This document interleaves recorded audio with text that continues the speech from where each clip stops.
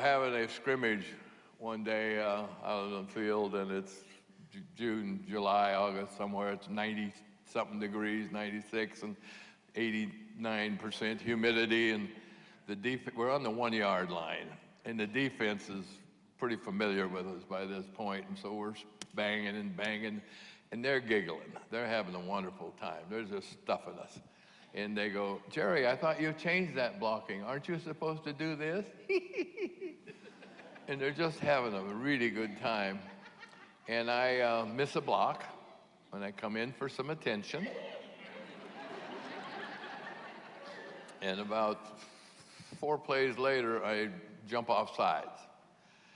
Now, physical error is one thing. You're not going to make every block, but there's nothing at all that will allow you to be off sides except something wrong with your gourd or whatever. And he got about 10 inches from my nose, and he said, "Mister, the concentration period of a college student's 5 minutes, high school is 3 minutes, kindergarten is 30 seconds, and you don't have that, so where's that put you?" Preschool?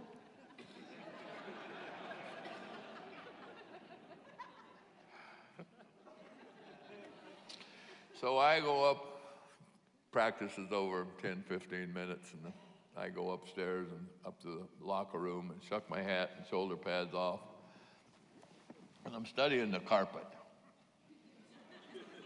wondering where the hell I'm going to be tomorrow and what I'm going to do with my life when I'm never going to be able to play for this guy, and maybe it's time for me to get out of football. Maybe it's time to find another profession. Maybe it's time to go back to school. Maybe it's time to do a whole bunch of things. And so I've been there about 40 minutes and trying to figure out what to do with my life. He comes in the far end of the locker room, walks down to where I am, slaps me on the side of the head, pushes my neck, and pats me on the back. "Son, one of these days you're going to be the best guard in football."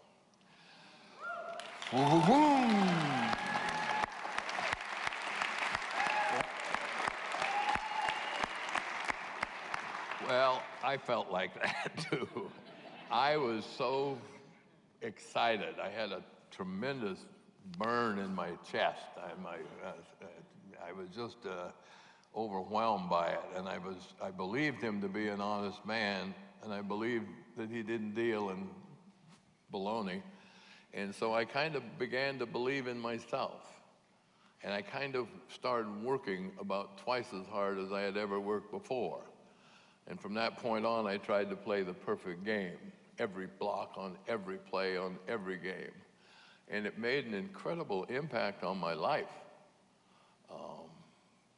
It took 7, 8, 9 seconds, right? It wasn't a long, drawn-out affair. It was just bingo, bango.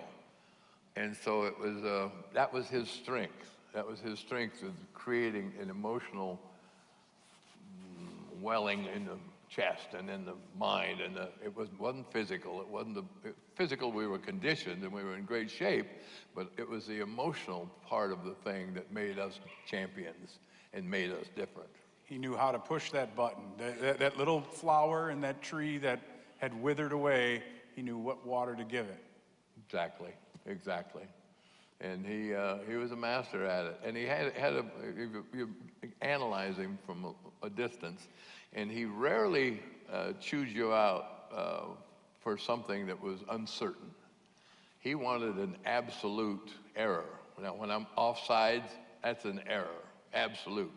And he gives me what for, and the other 49 guys on the field are going, "Boy, I hope he doesn't chew me like that. I hope I don't get in that position, and I'm going to do everything I can to avoid it." So he was lecturing the whole team when he gave one guy a chewing, and it was pretty effective.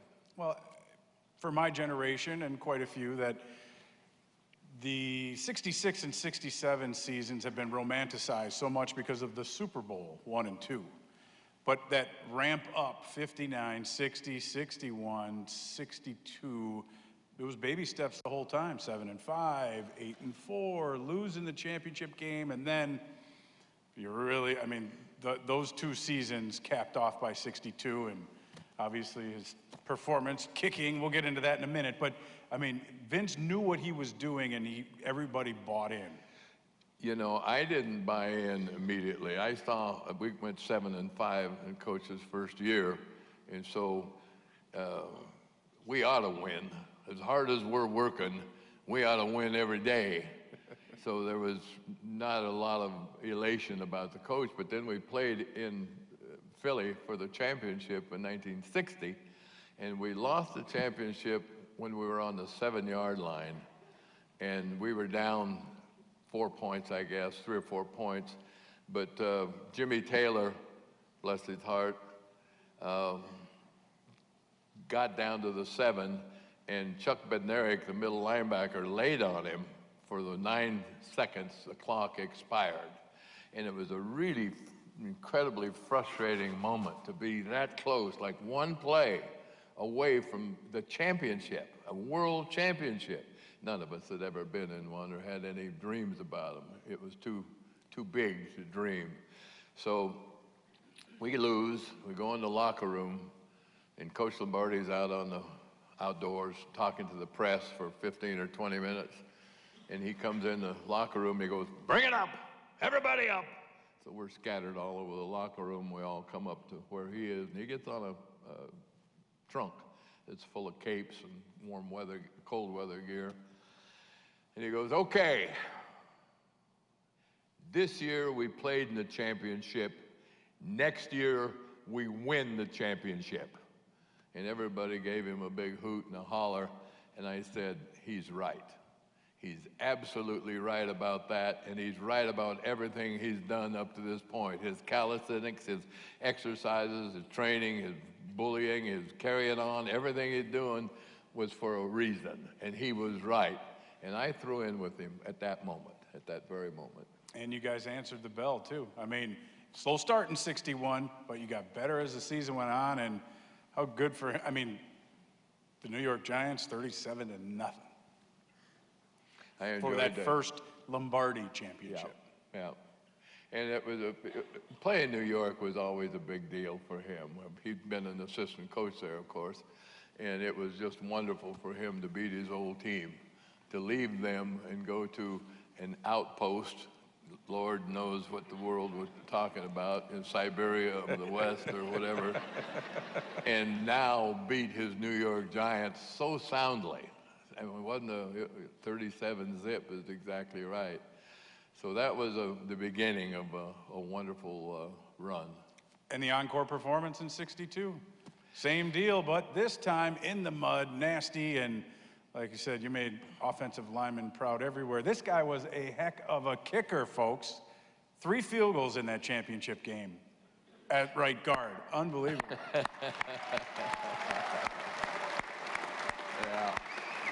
Well, that was a big day for an offensive lineman. I remember coming into Yankee Stadium, and in the middle, in the center field portion of where the baseball field was Babe Ruth and Lou Gehrig and Mick, I guess. Mickey Mantle, yeah, the whole. Maybe Williams, maybe, but some awesome legends. And we were walking around with our mouth hanging open, and Tommy Joe Crutcher, Texas boy, said, "Golly, this place would hold a lot of hay."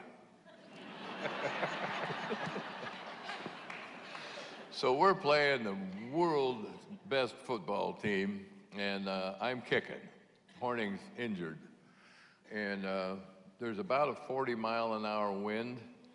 The wind is strong enough that when we went in at halftime, we left our capes on the bench. It was like 20 degrees. We don't know what the chill was, but we left our capes on the bench. We came out at halftime, and the capes had blown out on the field, and the benches had blown out on the field. Jeez. They had been tumbled out on the field. So I'm lining up for that last field goal. We're ahead 13-10, and we need another field goal to make it a 2-score game to where we're certain we're going to win. And a field goal will make it 16-7. And so I line up for the field goal, and the wind is coming in this end of the stadium, and it's circling, and it's going out the other end. So down here, it's going this way. Down here, it's going that way. So I aim about 10 yards outside the goal post. It's like a 35-yard kick, maybe 36, 37, somewhere in there. And the wind brings it right down the middle. Yeah.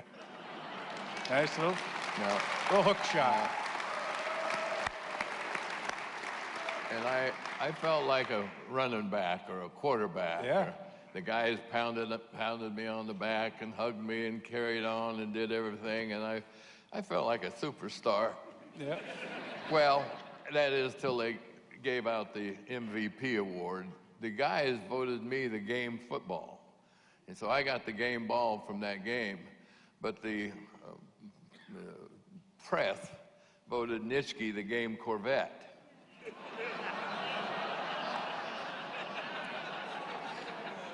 So again, that's the life of a lineman. When we come back on An Evening with Jerry Kramer, the Super Bowl era.